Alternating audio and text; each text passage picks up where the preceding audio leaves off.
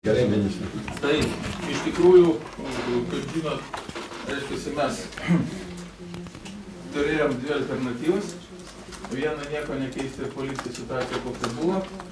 Antra, bandyti kažką tai daryti. Tai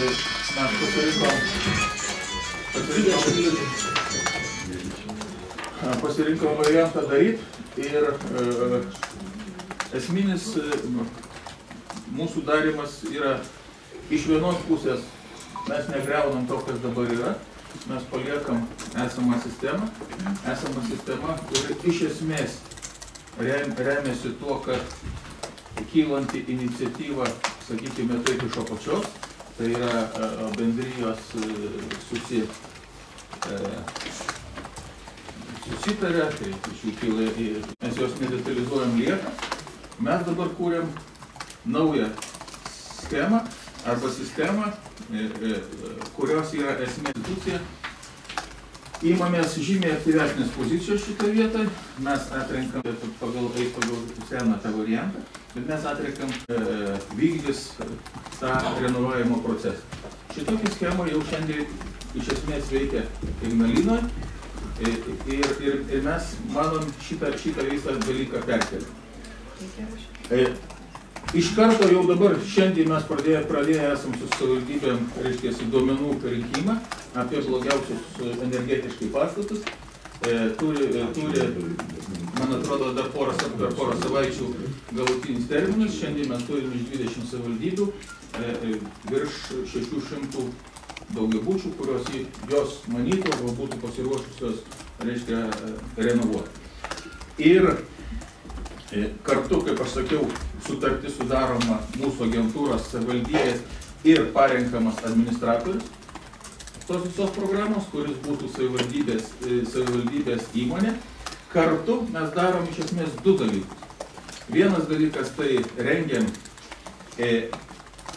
energetinio, mes čia pavadinta efektyvumo didinimo programa, kitaip sakant, savivaldybės viso šilumos ūkio reikia pertvarkymo programą, kurioj renovacija pastatų yra tik viena dalis.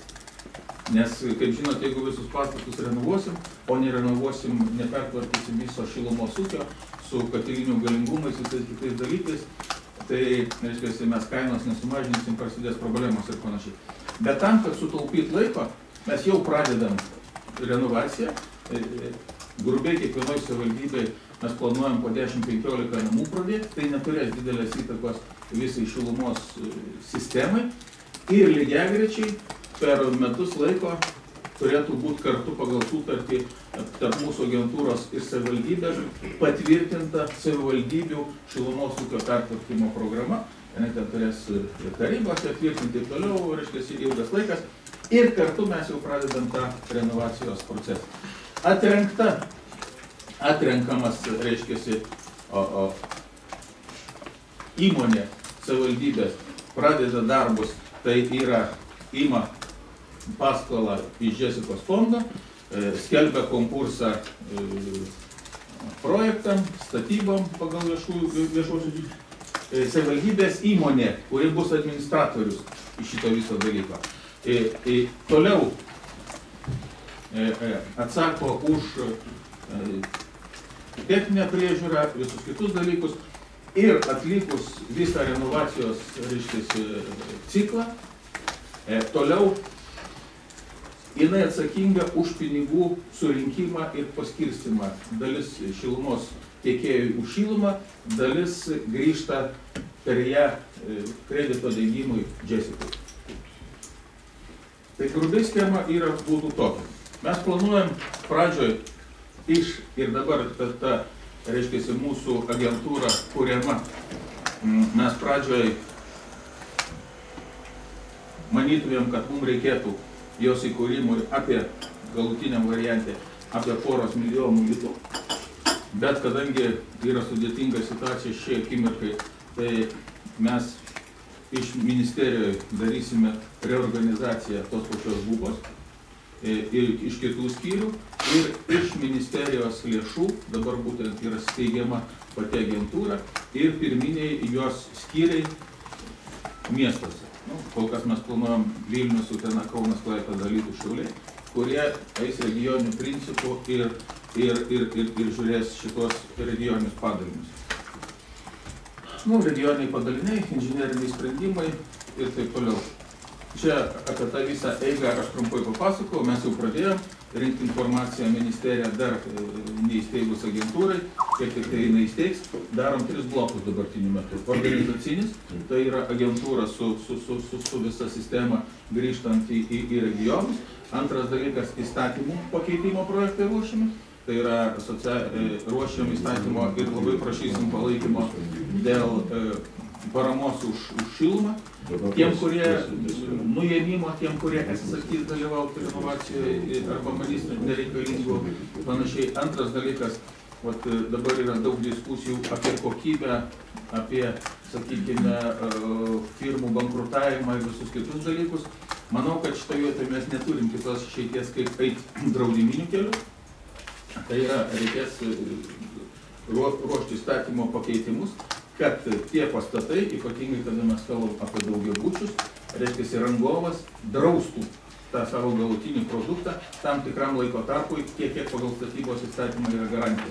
Tada reikia pagalvoti, ar reiškia, šiandien garantijos 5 metai ne per ilgos, šitoje vietoje gal ten 3 metai ir dar kažkaip, tai nebijotinai sukels kainą, bet tai bus garantija, kad firma bankrutavus, ar tyčiniai, ar netyčiniai pasilieka galimybė, reiškia, atstatyti atitaisyt tuos dalykus.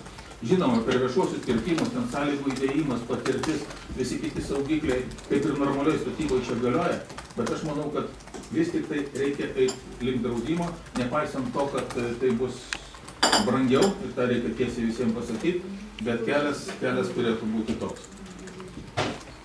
Aš nežinau, turbūt čia tų paveiksliukų daug pridaryta, bet trumpai schema tokia.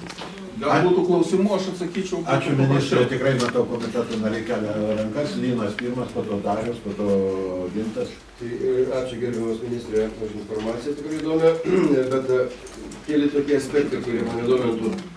Kokį jūs žadat iš karto tą momentinį efektą, nes čia esminis klausimas, kurį aš girdžiu iš savo rinkėjų, tai kiek mes iš karto jau mokėsime mažiau. Ar jūs tiesiog darysit renovaciją, o jie kaip mokėjo, taip ir mokės ir jums tada greičiau atsipirks. Ar kažkiek vis tik duosit ir žmonėms iš to sutaupyto dalyko. Ir dar kitas klausimas, kad paskui negaišint, vis tik, šiek tiek man jūsų, ta dalis, kur kalbant apie agentūrinę dalį, gal atrodo įdomus variantas, bet jūs savotiškai kaip, reiškia, Kinijos variantas, viena šalis, 2 sistemos, tai dabar irgi viena šalis bus 2 sistemos, viena sistema senoji, kita sistema naujoji.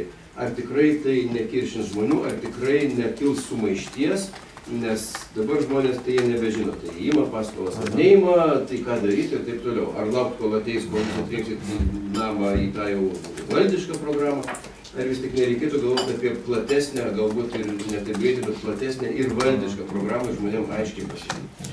Aš manyčiau, dėl tų programų, tai kuo daugiau jų bus ir kuo žmonėm bus didesnis pasirinkimas, to yra geriau. Mes dabar kalbam apie tai, kad, reiškia, namų renovacija iki šiol, jinai buvo tarsi pačių gyventojų. Ir iš tiesų gyventojams yra ir naudinga ir panašiai reikalas, o valstybė tik tai mes šiek tiek per bubą, per konsultacijas, plus per paramą buvusią 30% padedam.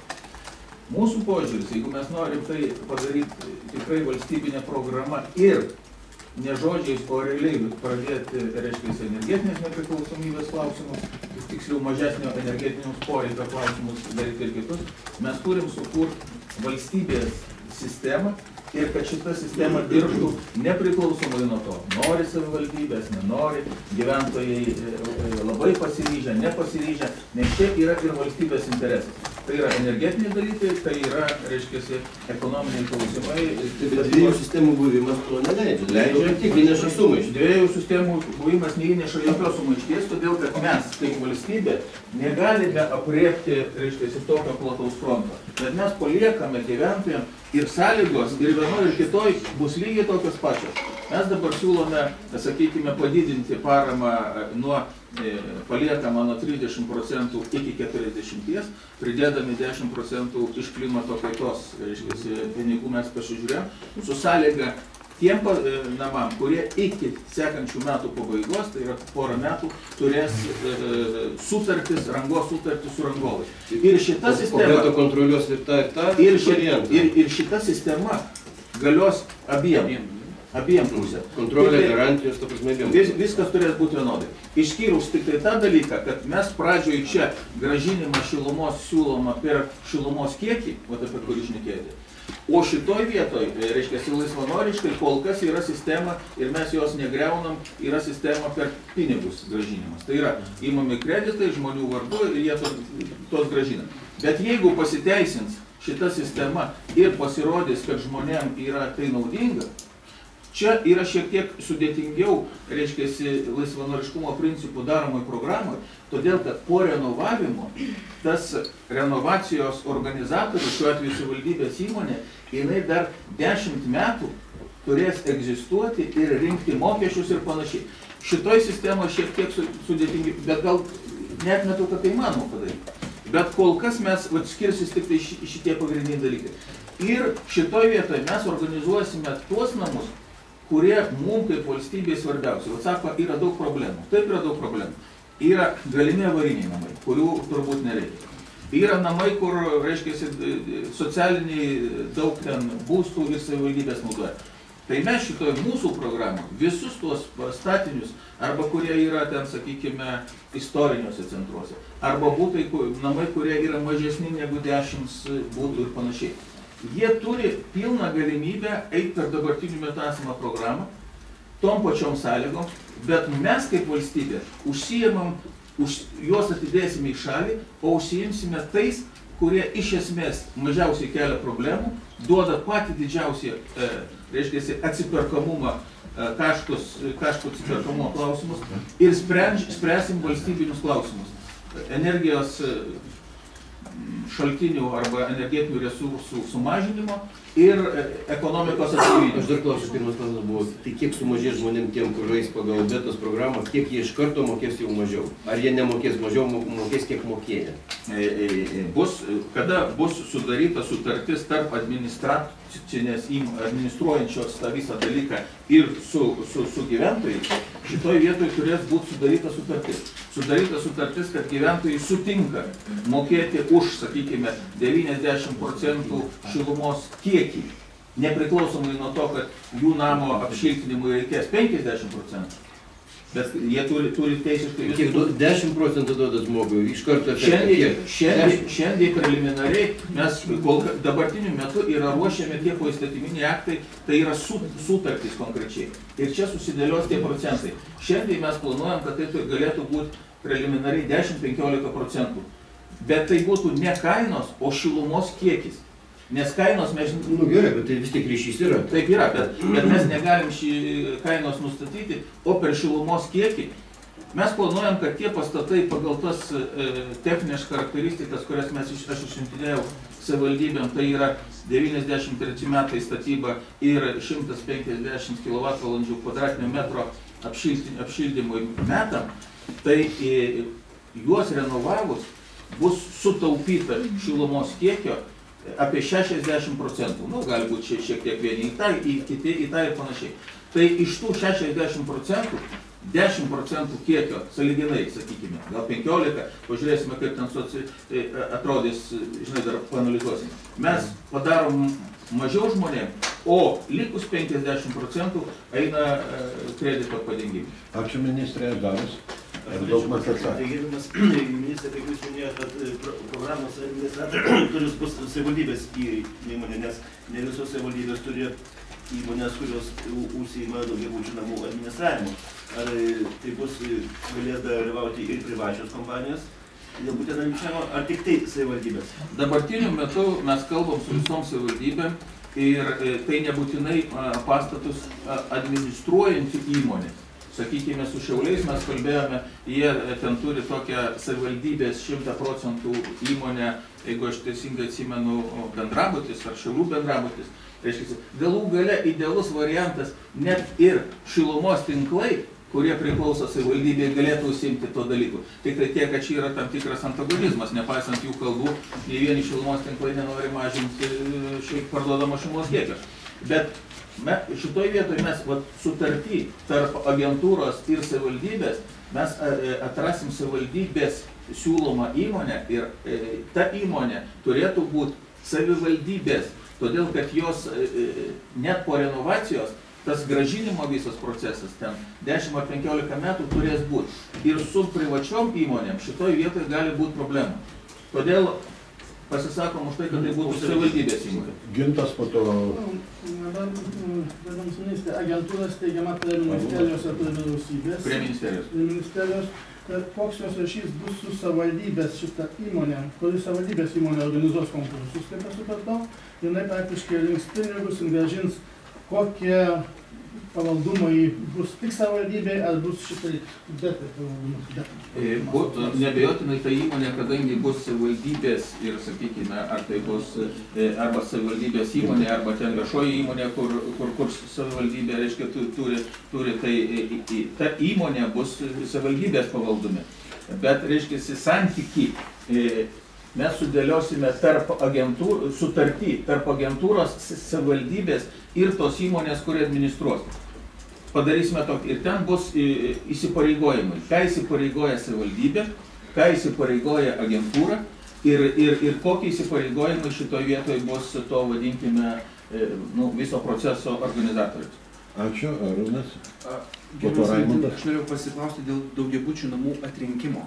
Sakykit, ta atrinkimo tvarka, tai jūs ar numatysit, sakykime, kiekvienai savivaldybei, jūs 10 blogiausių namų atrinkit, ar jūs žiūrėsit Lietuvos mastu, sakykime, kad gali būti, kad visi blogiausi namai bus susikoncentravę 20 savivaldybių. Tai kaip tas padalinimas, ar mes vienodai per visas savivaldybės maždaug pasakysime, kiek namų kiekvienai atrinkti, ar bendrai Lietuvos mastu žiūrėsim, kad jeigu Vilniuje, sakykime, visi, ar Ukmergėje visi blogi namai, tai sako, renovuojam čia visus blogiausius namus. Tai vienas klausimas ir tada tuo pačiu antras, kad tie namai, kurie mes matom, kad blogi, gyventojų sutikimas kažkokia forma turės būti vis tiek, ne? Ir jeigu gyventojai nesutiks, tai tada turbūt nerenovuojama, ne? Tai žiūrėkite, pirmas klausimas. Mano noras ir būtent ir tos agentūros vienas iš tikslų, kad mes pradėtumėm renovaciją visose savivaldybėse. Ir pirminis, sakykime, variantas pagal turimų pinigų skaičių, kaip aš sakiau, mes pažiūrėsime ten 10-15, žinoma. Jeigu savivaldybė kažkuri bus aktyvesnė ir norės ten, žinai, tai gal ten vienoj toj sutartyje, apie kurią mes kalbame, mes įdėsime 15, kitą galbūt padarysime 5. Tose savivaldybėse, kurios iš viso nenorės dalyvauti, šitos savivaldybėse mes įžiūrime, kad, reiškia, agentūra pati imsis tos priemonės, ieškos įmonės ir pati imsis judinti tą procesą. Noras yra, kad visoje Lietuvoje prasidėtų, reiškia, pirminis judėjimas ir procesas.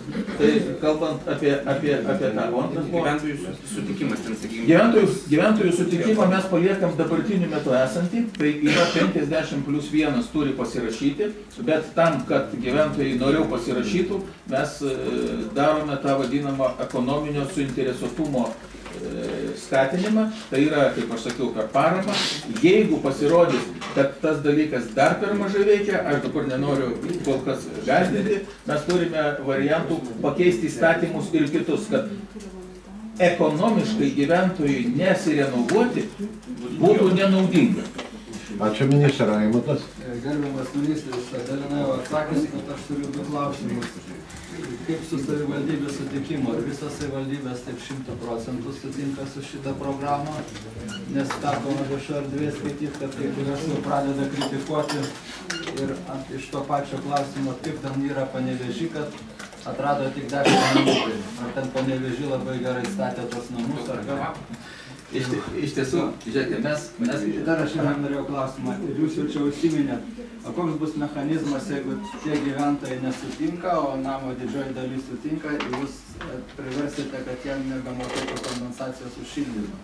Ar jūs apgalvojate už šitą mechanizmą? Mes galvojame apie tai, kad jeigu tas namas bus renovuojamas, ir jeigu tam name, reiškia, sakykime, yra žmonės, kurie socialiai gauna tą kompensavimą. Jeigu žmogus pasirašo, kad sutinka, kad būtų namas renovuojamas, bet jis dėl to, kad nesusirinko ten duomenų, nėra renovuojamas, tai tam žmogui neturės būti nuimta parama, nes jis sutinka, jis nekaltas, jeigu ten kažkur tai kažkas tai nesutiko. Bet jeigu jisai atsisako renovuoti, ta prasme, nesutinka dalyvauti šitoj programų, ten padarysime arba atsisako, arba per kažkurį laiką neduoda atsakymo, kas bus prilyginta atsisakymui, tai tada jam, reiškia, tik tai dabar įstatymo rengimo projektas, šiek tiek yra abejonės. Ar iš karto būtų nuėmama visa parama, ar parama šiek tiek mažinama, reiškia, leidžiant sužinoti, kiek iš tikrųjų galvoja šilumą. Tai va šitus dalykus dabar jie yra procese, bet jie turėtų būti tokie. Iki kovo 10. O dėl savivaldybių pritarimo ir dėl Panevėžio? Dabar dėl skaičiavimo. Aš kalbėjau su Panevėžiu, matot, aš išsiuntinėjau dar nelaukdamas, kadangi šitoj vietoje laikas yra labai svarbus faktorius. Ir net kada mus šiek tiek kritikuoja dėl tos, reiškia, naujos agentūros steigimo, o ne reorganizavimo BUPą, ką galima buvo padaryti, reorganizuoti, pertvarkyti, bet vienant reorganizavimo man išeitų laiko apie pusę metų. Mes reorganizuojam BUPą, dabar, reiškia, duotas lygiagrečiai tas dalykas, bet aš noriu paleisti, kad jau pradėtų dirbti šitą agentūrą ir funkcijas čia perdėsim, sudėliosim. Laiko klausimas. Su savivaldybėm, su kiek aš šnekėjau, 20, kaip sakiau, jau yra atsiuntusios. Reiškia, jos jau nori. Esu tikras, kad atsiūs visas. Susidomėjimas yra didelis. Konkrečiai, ar tai susidomėjimas vien žodžiais ar raštu, mes įsteigiam agentūrą ir pradedam su savivaldybėm važinėti su tom tipinėm sutartim ir sutarčių pasirašymo momentu mes paaiškės, kiek savivaldybių iš tikrųjų pasirengusios ir nori. Man dabar toks įspūdis, kad norinčių tikrai užteks. Ačiū. Gintas. Tai kito klausimo būtų neprieinamumo prie šilumos ūkio. Kaip bus nuosavybė yra išnuomota padaryta, o kitos savivaldybės jų nuosavybė. Ar atsižvelgsite, tai kitų nepareiksit iš vis? Tai dėl ko mes rengsim tą vadinamą šilumos ūkio pertvarkymo projektą. Todėl, kad yra labai logiška ir protinga. Ir šiandien jau savivaldybė, sakykime, stato naujas katilinės, pereina prie biokūro ir panašiai. Jeigu jos nežinos per 10, per 15 metų perspektyvos, kiek mažės šilumos poreikis dėl renovacijos tame tarpe ir dėl kitų dalykų, tai negerai bus. Tai mes norime parengti tą projektą. Pinigai renovacijom eis ne iš renovavimo namų, reikės ieškoti čia per vyriausybę iš europinių dalykų ir kitų dalykų, bet kad jie žinos, kad po metų 10%, aš sąlyginai sakau, po 2 metų, po 10 metų, ten 60% šilumos jiems reikės mažiau. Ir savivaldybės, kurios yra savininkės arba išnuomavusios, mano asmeninė nuomonė, nuoma turėtų būti nutraukta įstatymų nustatytais rėmais ir šilumos ūkis perimtas išskyrus naujai statomas katilinės, kur nuo nulio investuoja patys ir priduoda tai tvarkoja. Bet visa sistema, mano nuomonė, turėtų būti gražinama savivaldybėm. Manau, kad tas sistema ir schema nepasiteisina. Todėl, kad ten kiti interesai ir galų galia kainos aukštesnės ir panašiai. Ir tada tie šilumos tinklai kartu su savivaldybėm kaip savininkais ir finansinius dalykus, ir rekonstruavimo dalykus, ir jie turi pasiruošti, kad per tam tikrą laiką visas ūkis funkcionuotų maksimaliai efektyviai. Čia, aišku, jau prasideda ne tik tai aplinkos ministerijos, čia, sakykime, tie šilumos ūkio pertvarkymo dalykai ir savivaldybės, ir ūkio ministerija ir panašiai, bet valstybinių lygmenių mes turim turėti tokią programą ir aiškią viziją. Ačiū ministrė, aš tada dar trumpą klausimą, toks gali gamybinis klausimas dėl rangovo parinkimų. Žinote, kokia yra situacija, kada dabar, jeigu skelbiamas rangovinis konkursas, tai ateina 20-30 organizacijų, na, tas suprantama, visa kita, bet laimi tas, kuris pasiūlo mažiausią kainą. 30%, 40% sumažina ir jie pradeda namo, sakysime, pradės namo renovaciją. Kokybė, visa kita, aišku, baisiai nukenčia. Kaip išspręsti tą problemą? Kodėl aš tą sakau? Jeigu mes diskredituosim šitą, ir žmogus atrenovavęs namą pamatys, kad defekto nėra, arba tik tai pagražinsim fasadą, kad gražiai atrodytų, bet defekto nėra, tai bus kaip su saulės energetika. Nedaug dieve sudiskredituoti ir šitą gerą darbą. Tai kokia yra jūsų mintis, kaip tos rangovus atrinkti, kad nepadarytų? Ačiū, pirmininkė. Aš šiandien tikrai ne viską išsakiau, kadangi greitai. Vienas iš dalykų agentūros bus, reiškia, pridermi, aišku, kartu su vėl savivaldybėm ir organizacija, apsispręsti, kokiem pastatų tipam, kiek reikalinga investicijų ir ką reikia padaryti.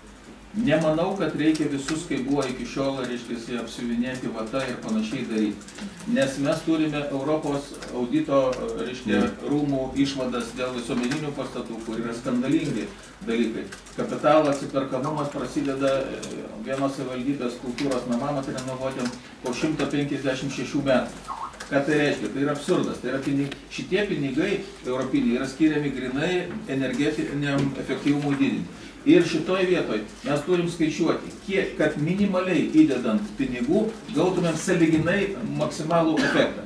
Jeigu ten įdėti reikės dvigubai, o efektyvumas padidės 5%, nereikia to daryti, nes žmonės už tai mokės ir panašiai. Tai dėl projektų ir nustatymo. O šitoj vietoj atrinkimas, šiandien mes neturim kito mechanizmo kaip vieši pirkimai. Nes kitaip čia mes paskestumėm kitus dalykus.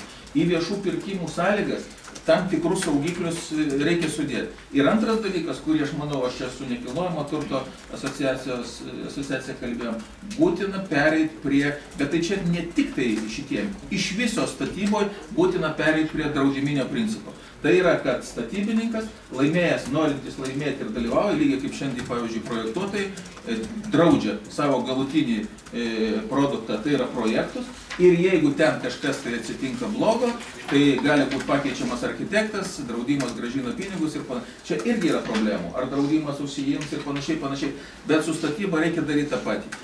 Kitos išeities arba garantijos, kad, sakykime, statybininkam šiandien jiems geriau apsimoka bankrutuoti, negu tvarkyti. Jeigu mes įvedam tą draudimo sistemą, taip iš tikrųjų pabrangs. Ir tą mokės gyventojai, niekas kitas.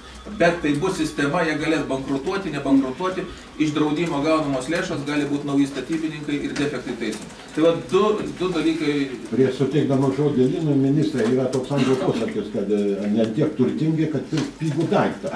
Bet čia yra esmė. Ir jeigu mes to vietų kažkaip nepasidarysime tvarkos, mes žinome, kad garažinių tokių rangovų, kurie nei specialistų neturi nieko, bet jie laimi konkursą, po to susibankruotina, nebaigia to objektų ir nieko nebeišieškosi. Tai labai prašymas būtų vis tiek. Tai yra klausimas vienas iš svarbesnių. Aš žinau, kas bus, kad prasidės ant flagas, vais visi, kas tik tai ką gali daryti. Tai Lina, jums dabar paskutinis. Taip, tų saugiklių sudėjimas yra būtinas, lygiai kaip ir kainos nustatėme, aš nespėjau pasakyti. Turės būti tiek darbų apimtys, tiek sąmata derinama ir suderinama su namo gyventojais, reiškia organizatorių. Turi būti protingos ribos, turi būti tas kapitalo atsiperkamumas sudėliotas, bet negalės organizatorius samdytis ir darytis nesusiderinę su gyventojais. Tai va tokių saugiklių mes sudėliosim. Labai ačiū. Linai, paskutinis. Tai ganėtinai techninis aspektas, bet gal labai svarbus arba gal tik aš nesuprantu, ką nors. Dabar žmonės turi pasirinkti du šilumos tentikimo tos variantus. Pirmą variantą, antrą variantą ir yra pasirašomos, pavyzdžiui, Vilniaus energija pasirašinėja sutartį su bendrijomis. Pagal tas sutartis visi šilumos mazgai, vamzdynai, kurie yra name, pereina Vilniaus energijai. Kiti namai nepasirašo. Vat kaip čia jūsų sistemoje tai įsipaišys, kaip tai atsispindės? Ar nebus taip, kad ten nusavybė Vilniaus energijos, ten neaišku kieno, tada atsiras dar treti santykiai su Vilniaus energija ir čia gali tęstis be galo be krašto. Linai, kad šitas visas procesas yra sudėtingas ir kad šiandien, pavyzdžiui, namus administruojantis institucijos labai nepatenkintos. Todėl, kad šitoj sistemoje, kur mes darome, jų tarsi nėra, reiškia, o visi iš tos visos turi daug vilčių ir visokių kitokių dalykų.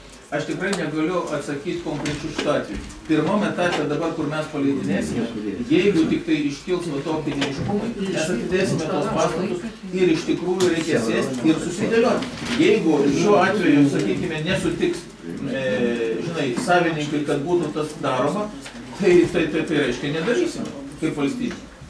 Tai ką, mes dėkojame ministrui, ačiū labai išsamų pateikimą, linkime sėkmės. Tiek supratau, jeigu įstatymų reikia pakeitimų, komitetas atviras. Tai tikrai, mėly kolegos, reikės ir įstatymų pakeitimų, ir įstatymai bus, aš manau, netokie lengvi, ypatingai kai su socialinės mokėjimų. Bet man atrodo, kad jeigu mes to nepadarysime, tai, žinokite, tada mes nieko nepadarysime. Tai diskutuokime, keiskime, bet jo, dirbkime kartu. Kiek dar ministras laiko turi, jis pats spręs? Aš iki 12 vyriausybės prasideda. Tai gerai, tada antrasis darbuotojų